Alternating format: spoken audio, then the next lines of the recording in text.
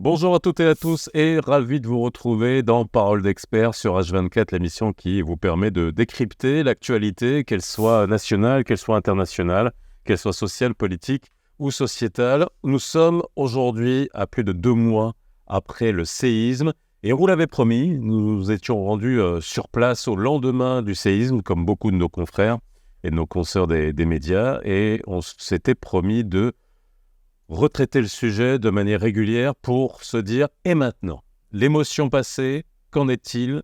Quelles sont les conséquences? Et surtout, sur une cible particulière, une population particulière, les enfants. UNICEF considère que plus de 100 000 enfants ont été sinistrés. Quel est le vrai bilan en la matière? Quels sont les outils de protection qui ont été mis en place pour les enfants? On en parle tout de suite dans Parole d'experts.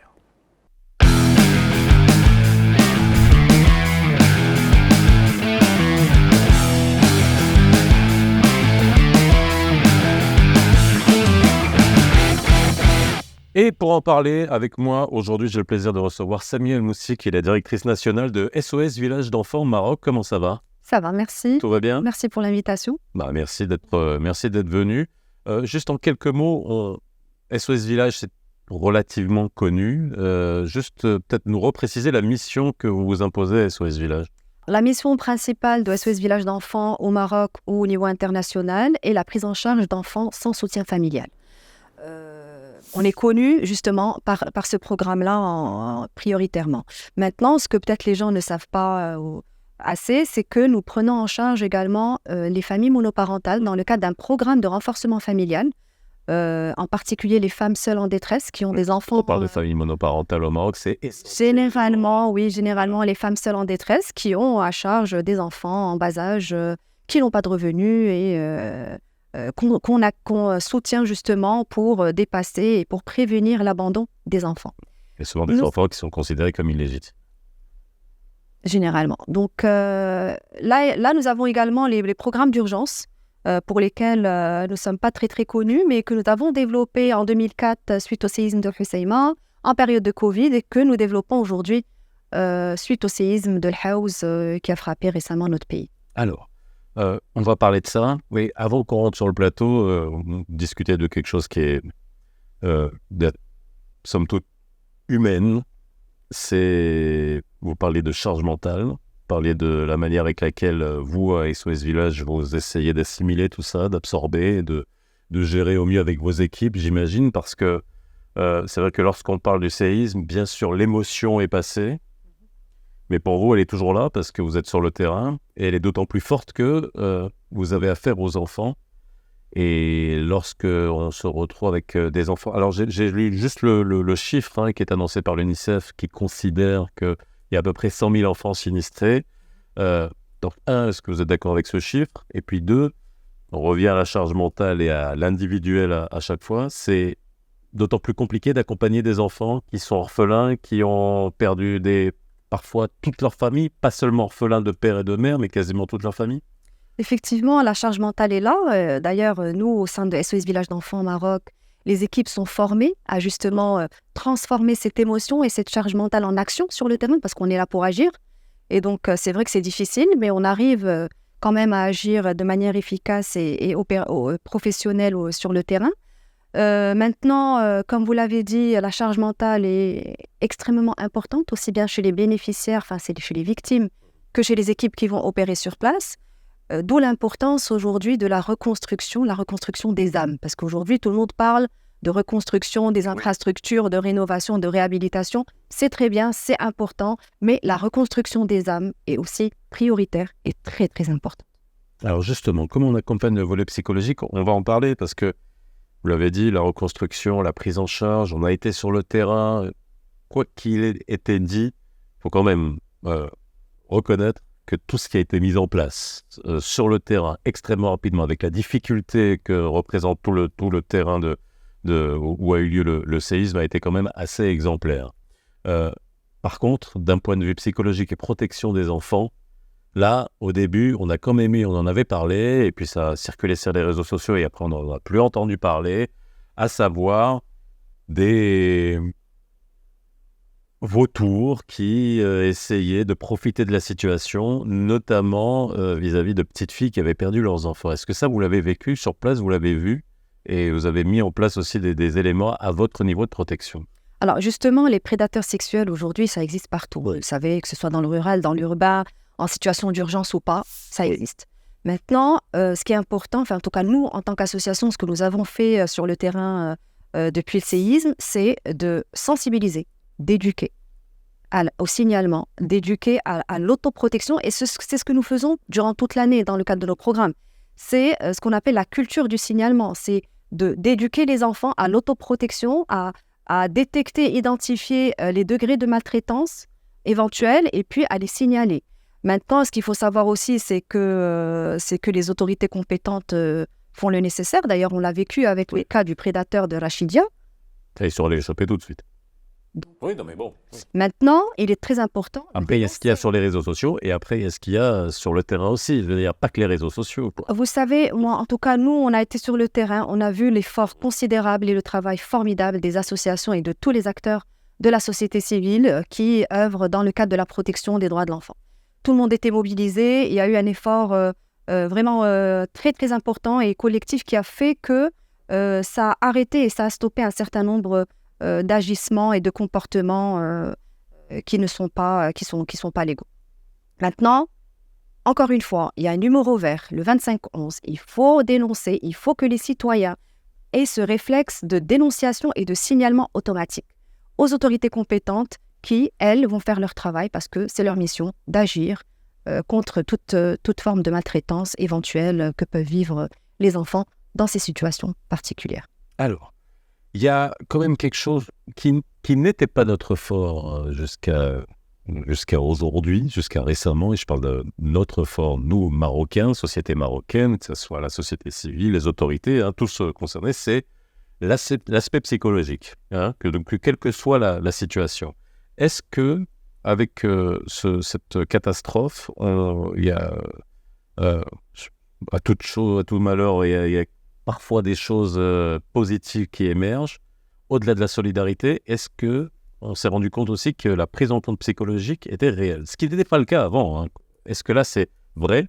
C'est juste du maquillage ou vraiment il y a un accompagnement psychologique? Vous l'avez vu, vous, sur le terrain aussi. Alors, nous, sur le terrain, on a vu une mobilisation de la Ligue des spécialistes qui a mobilisé un nombre très important de psychologues, de pédopsychiatres, de psychothérapeutes qui ont intervenu à travers des cellules d'écoute, de l'accompagnement, des petites séances de thérapie de groupe, des thérapies individuelles. Et donc, il y a eu ce démarrage, cette sensibilisation à l'importance de l'accompagnement en santé mentale qui, effectivement, n'existait pas avant. Oui. Ce qui est justement une très très bonne chose. D'ailleurs, nous, on reprend cette cellule psychosociale dans le cadre de notre plan humanitaire de SOS Village d'enfants au Maroc dans sa phase de résilience parce que, au début, comme vous le savez, dans tout plan humanitaire, il y a 2 phases. Il y a la phase d'urgence qui, normalement, ne devrait pas durer très longtemps, qui est en train de se clôturer. Et puis, il y a la phase de résilience qui, elle, dure en moyenne entre 2 à 5 ans. Donc, nous, dans le cadre de notre plan humanitaire, notre phase de résilience va durer au moins 2 ans. Et dans cette phase de résilience, nous avons 4 axes d'intervention. D'abord, la protection des enfants qui ont perdu le soutien parental ou qui risquent de perdre le soutien familial. D'ailleurs, nous avons déjà démarré l'accueil et l'admission de bébés, d'adolescents laissés orphelins après le séisme ces dernières semaines. Et nous poursuivons justement cette procédure d'admission avec les autorités compétentes. Parce que aussi, les gens ne savent pas que admettre des enfants ou accueillir des enfants ne peut pas se faire comme ça. Il y a eu un petit cafouillage au début, les gens partaient avec leur voiture pour récupérer des enfants. C'est pas comme ça, il y a le placement des enfants passe par une décision de justice. Oui, mais il faut le souligner. Il y a les gens de bonne foi et puis il y a ces prédateurs dont on a parlé qui profitent de ce cafouillage parce qu'il y a des gens de bonne foi qui vont y aller vraiment de bonne foi et puis derrière ils vont se dire bah oui mais si n'importe qui peut embarquer un enfant dans sa voiture c'est là où les problèmes se posent. Donc le cafouillage est passé et là... Alors, heureusement les autorités ont intervenu et puis ont arrêté un certain nombre d'actions malsaines et puis les gens ont été sensibilisés à l'importance de suivre la procédure légale. Il y a une procédure de kafala, il y a une loi de la kafala, il y a le placement dans une famille d'accueil ou dans un établissement de protection sociale passe par une décision de justice, donc c'est un procès, c'est une procédure. Ça prend énormément de temps, et ce qui est normal. Ce qui est normal parce que c'est un processus, ça démarre par les enquêtes sociales, c'est un processus qui demande du temps. Comme tous les En processus attendant, alors structurés. j'imagine qu'il y a beaucoup de gens, encore une fois, on va voir après l'émotion, parce que la kafala, c'est un sujet que j'ai dû traiter pendant des années et des années, et on voit finalement, il y a l'émotion, et puis après, il y a une espèce de l'incident, ça descend, et après, bon, on va se dire, mais ok, est-ce que vraiment les gens vont être confortés dans leur idée? Mais il y a soit la kafala, soit le placement dans des établissements qui sont habilités à le faire. Est-ce que là, il y en a suffisamment? C'est ça la vraie question. Est-ce qu'il y a eu suffisamment de prise en charge, mais j'imagine à travers tout le Maroc, pas seulement dans la région, qui ont pu prendre en charge ces enfants qui se sont retrouvés du jour au lendemain tout seuls? Alors, en tout cas, chez nous, chez SOS Village d'enfants, on a accueilli l'ensemble des demandes que nous avons eues. Combien, à peu près? Bon, on est en À votre niveau, hein. à notre niveau, on a à peu près 32 places pour le moment. Non, mais chacun fait sa part. Voilà, mais on a une c'est juste pour qu'on capacité ait d'accueil limitée parce une que unité de mesure. voilà. Quoi. On est en train de voir justement la possibilité de faire des extensions dans certains villages, de construire de nouvelles maisons familiales pour accueillir un maximum d'enfants. Mais en tout cas, nous, aujourd'hui, on essaie de répondre favorablement à l'ensemble des demandes qui nous parviennent des autorités et on essaie de faire au mieux pour accueillir les enfants prioritaires qui n'ont plus aucune trace de famille biologique et qui sont aujourd'hui la priorité en termes d'accueil. Deux dernières questions. La première, quand on prend en charge un enfant qui, comme vous l'avez dit, c'est un terme qui est un peu... ça fait... c'est un peu froid comme terme, mais je le comprends. Il n'y a plus aucune Trace de famille biologique. trace de famille biologique, ça veut dire qu'il est vraiment seul au monde. Est-ce qu'on peut prendre la décision de le déraciner? C'est une vraie question. Ça a été autant pour le relogement que pour les enfants. Est-ce que cette notion de faire vivre l'enfant là où il est né, là où il a toujours vécu, c'est important? Ou parfois il n'y a pas le choix, il va falloir qu'il s'en aille de cette région-là?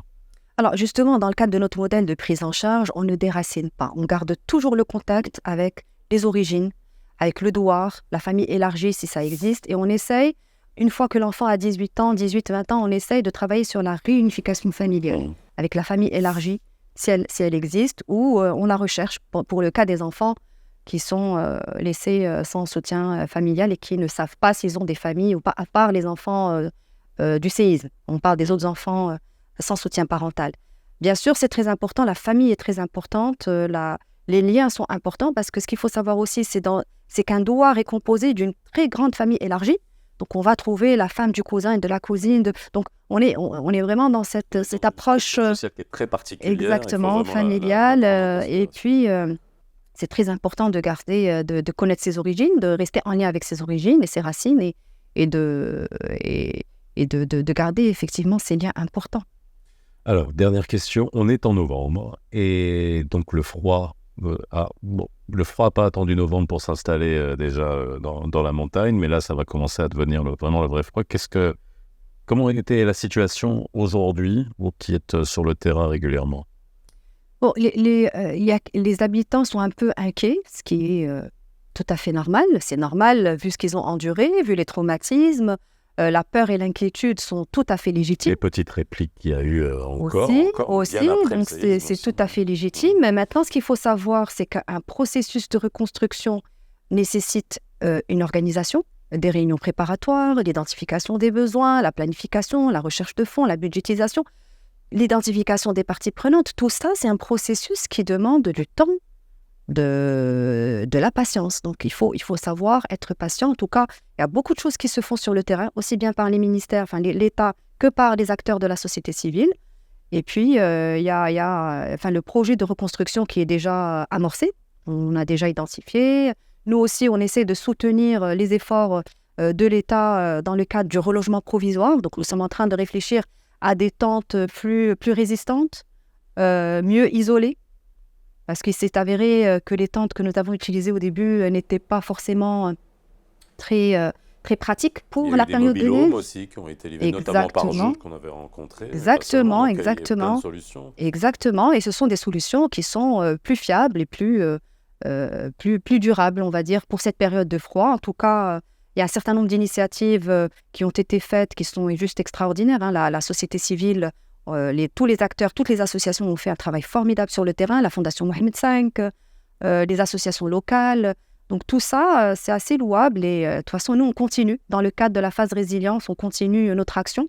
Comme je le disais tout à l'heure, à travers les 4 axes, la protection des enfants sans soutien familial, la protection des femmes seules en détresse, les familles monoparentales à travers le programme de renforcement familial, l'éducation en situation d'urgence à travers la remédiation scolaire et numérique avec les IT Corners, et puis la cellule psychosociale pour soutenir la santé mentale dans le cadre de la reconstruction des âmes, comme nous l'avons discuté. La reconstruction des âmes, il faut y travailler, surtout en ce moment.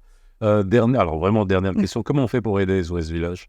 Sur le site web, c'est facile. Allez au site web si vous voulez faire un don en argent, en nature, en parrainage d'un enfant. Tout est sur le site web. Donc là, vous avez le site internet qui s'affiche et n'hésitez pas parce que leur travail est quand même assez considérable. Merci beaucoup d'avoir été avec nous et on refera un point, bien entendu, pour voir comment est la situation et si, la question est de savoir qu'est-ce qui est fait aujourd'hui, 2 mois après le séisme. Ça sera le mois prochain et les mois d'après. Et puis, comme vous l'avez dit, c'est pas l'histoire de mois, c'est sur des années que ça se mesure. On se retrouve très vite dans Parole d'experts. N'hésitez pas à vous abonner, à commenter et à poser aussi les questions et les sujets que vous avez envie qu'on traite pour vous dans cette émission. Bye bye, à bientôt.